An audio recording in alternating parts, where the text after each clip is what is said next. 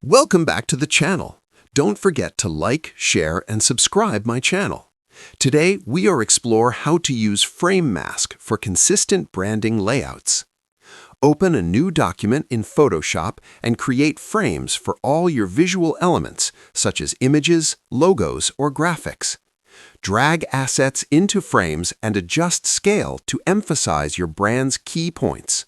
Apply uniform spacing, alignment, and colors to maintain a professional look. Group related frames for easier editing and future updates.